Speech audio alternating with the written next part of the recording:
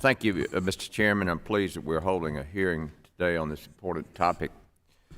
I believe the American people deserve choice, and that includes someone who's looking beyond high school. We've talked about higher education quite a bit here in this committee over the last few months. A lot of things going on in college that, and then some folks might want to go directly into the workplace or go get a skill, those kind of things. There are all kinds of options available today beyond high school. When it comes, we're talking about athletics here today, but there are lots of other ways to go to college. There are academic scholarships. There certain corporations give scholarships because people have certain abilities. I played football and all the sports in high school, but my great talent was a long snapper, and I probably could have walked on as a long snapper, but not as a scholarship player. But I had a trade. I learned how to weld in high school, and I used that trade to pretty much work my way through college, and so that was kind of my choice. So there are all kinds of choices out there, and as far as trying to unionize, I don't think if you unionize, you got one choice, and everybody makes the same amount of money. So I don't know how you do that. Because you take the NIL, your quarterbacks are making $1 million, and I don't know, the linemen are not making that kind of money. So, and I worked in a union company, and if you had this level of skill, everybody made the same amount of money. And talking about name, image, and likeness.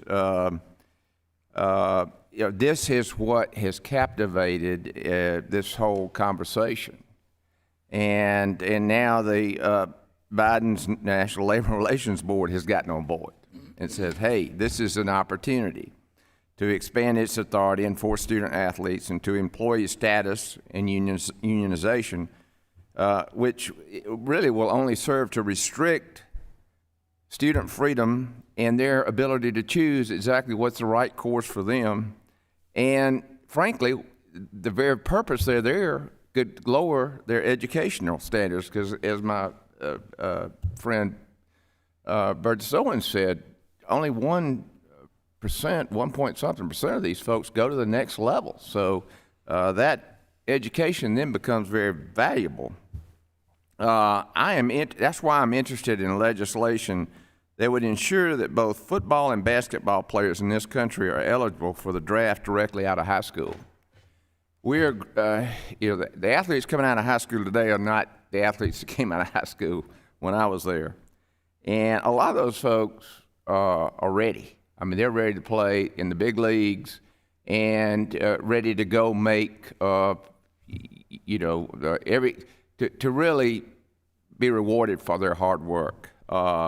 Currently, some athletes are playing college sports for financial reasons, as illustrated by Coach Saban. And as pro sports collective bargaining agreements, though, restrict their entry into the free market. And so nullifying these rules would empower athletes to make their own decisions about their... Mike. No.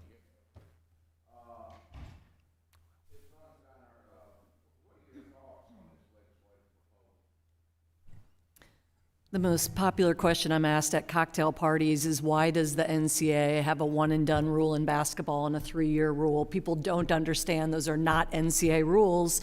They're collectively bargained. It's great for the owners because they get to see how athletes perform at the college level before they invest money and draft them.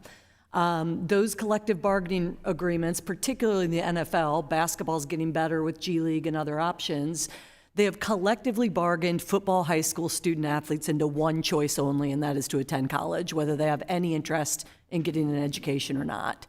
And the fact that the college athletics is a free minor league for the National Football League, I mean, kudos to the NFL for pulling it off, but It's put college athletics in a very, very difficult Well, I position. think the question here, and I'm out of time, but the question here is, do you go to college to get an education, or do you go to college to further your athletic career?